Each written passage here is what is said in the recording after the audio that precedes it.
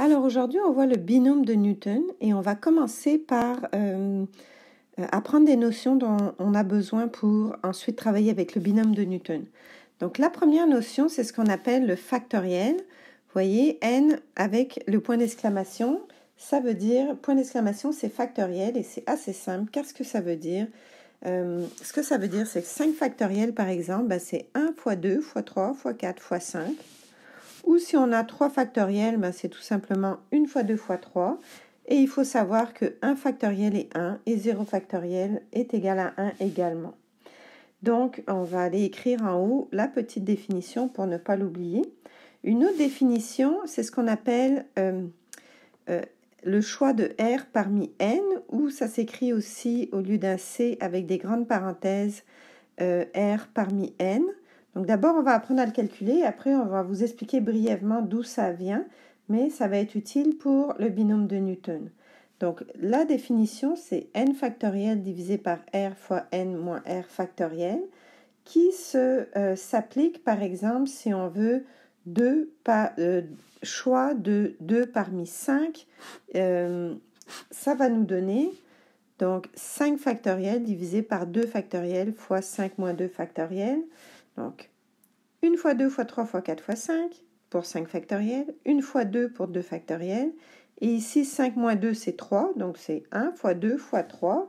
Et si on simplifie, donc 1 fois 2 fois 3 s'élimine. Notre 4 est en fait 2 fois 2, j'enlève un 2 ici. Et il me reste en fait 2 fois 5 et ça me donne 10.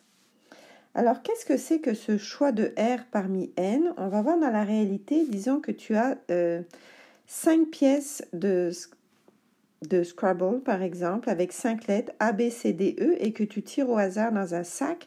Combien il y a de combinaisons possibles si tu en prends 2 parmi 5 pièces qui sont dans un sac?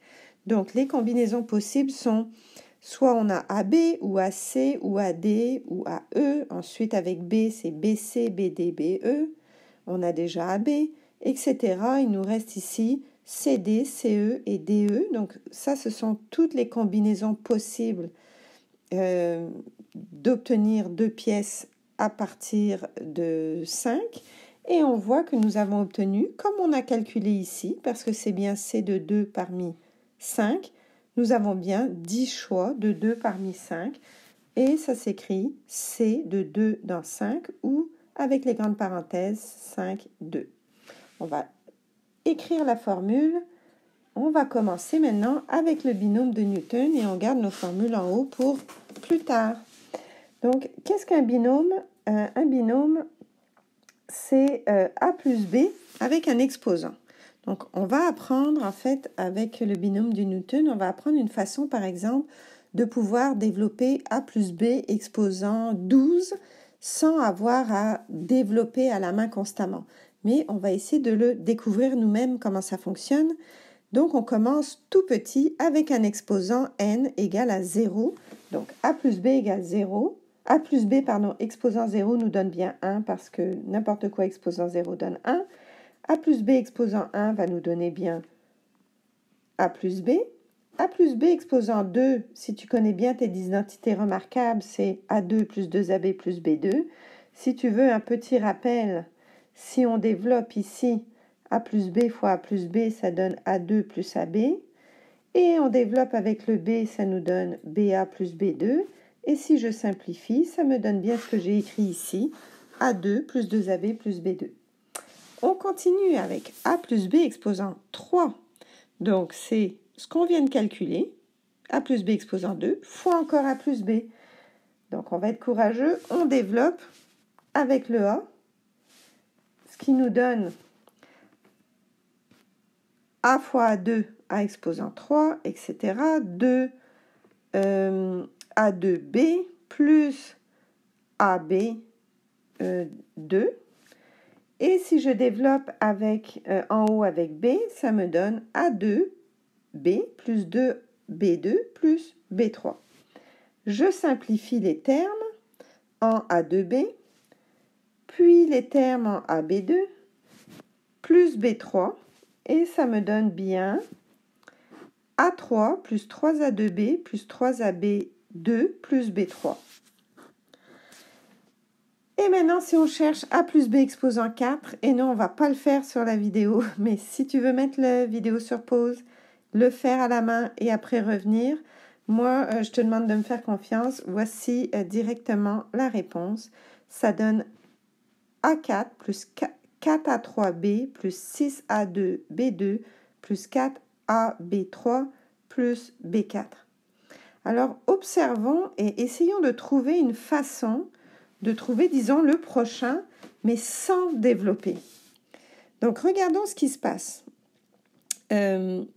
D'abord, on va essayer de comprendre ce qui se passe avec les coefficients.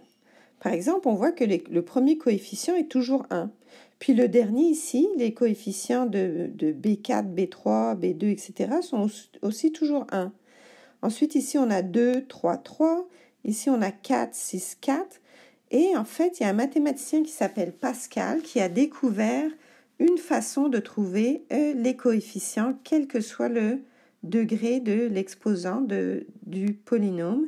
Et c'est le mathématicien Pascal. En fait, on appelle ça le triangle de Pascal. En fait, quand il l'a découvert, ça avait déjà été découvert en Inde avant lui, mais il ne le savait pas et il a de la chance, c'est lui qui a gardé le nom pour le triangle. Alors, comment on fait le triangle? On commence avec les premiers coefficients. On voit que pour A plus B exposant 0, on a 1. Et A plus B exposant 1, on a 1 et 1 aussi. Donc, on commence comme ça. Ensuite, on va au prochain et on se fait des petites lignes ici pour chaque 1 et on additionne. Donc, le premier à gauche est toujours 1 et celui à droite est toujours 1. Comme on a vu ici, les coefficients sont toujours 1. Mais ceux qui sont ni à gauche ni à droite, on additionne 1 plus 1 égale 2. Prochain étage, on a encore 1 à gauche et 1 à droite. Au milieu, on additionne 1 plus 2 égale 3, 2 plus 1 égale 3. Et ainsi de suite. On arrive à notre étage pour A plus B égale 4. On a toujours notre 1. On additionne 1 plus 3 donne 4. 3 plus 3 nous donne 6. Et 3 plus 1 nous donne 4. Et c'est bien les coefficients qu'on a ici. 1, 4, 6, 4, 1. Donc, on peut dire qu'on a trouvé une façon de trouver les coefficients. Maintenant, qu'est-ce qu'on remarque?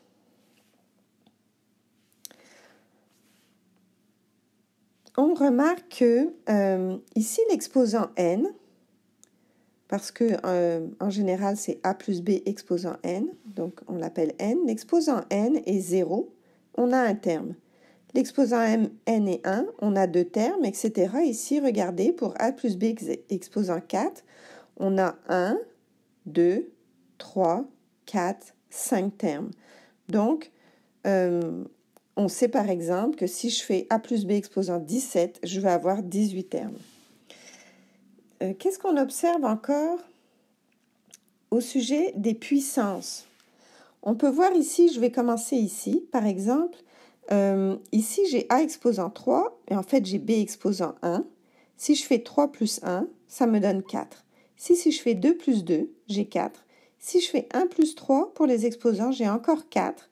Et ici, en fait, on sait qu'on pourrait insérer un A exposant 0, ici un B exposant 0, et on verrait que la somme des puissances de A et B nous donne toujours 4, qui est en fait notre n. Donc, c'est pour ça que j'ai écrit ici, la somme des puissances est égale à n.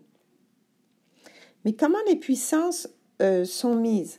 Vous voyez ici que pour les puissances de A, on commence à 4, ensuite 3, ensuite 2, ensuite ici 1, et ensuite on aurait 0. Donc on voit que les puissances de A vont de n à 0, et dans l'autre sens pour B, 0, 1, 2, 3, 4. Donc les puissances de B vont de 0 à n. Alors est-ce qu'on serait capable maintenant de trouver A plus B exposant 5 sans développer? Donc, première chose qu'on sait, combien avons-nous de termes? On sait que on va avoir, si c'est exposant 5, 6 termes. Donc, je me prépare ici à écrire 6 termes. Maintenant, on va trouver nos puissances. On peut écrire AB ici partout et on va marquer nos puissances pour A, B, comme n égale 5, on va voir qu'ici, pour A, la puissance va être 5. Ensuite, pour le suivant, ça va être 1 de moins, donc 4.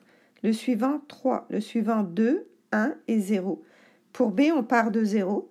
0, 1, 2, 3, 4, 5. Donc, directement, on peut écrire nos puissances parce qu'on sait que les puissances de A vont de n à 0 et de B de 0 à n. Et on remarque bien que la somme nous donne bien à chaque fois notre n qui est 5. 5 plus 0 donne 5, 1 plus 4 donne 5, etc. Maintenant, il nous manque à écrire ici les coefficients de chaque terme. Et on sait que c'est grâce au triangle de Pascal, mais par contre, on n'est pas prêt pour n égale 5 ici, parce qu'on s'était arrêté à cet étage-là pour n égale 4, donc il faut qu'on continue et qu'on écrive un autre étage. Et ce qui nous donne ici, donc on met notre 1 à gauche, après on fait 1 plus 4 nous donne 5, 4 plus 6 nous donne 10, 6 plus 4 nous donne 6, 4 plus 1, 5, et toujours le 1 à droite. Donc maintenant, je peux aller écrire tous mes coefficients 1, 5, 10, 10, 5a. Donc je vais réécrire l'équation parce que je vais la simplifier. Par exemple, les 1, je ne vais pas les mettre. Les b exposant 0 vont rester 1. Donc si j'écris l'équation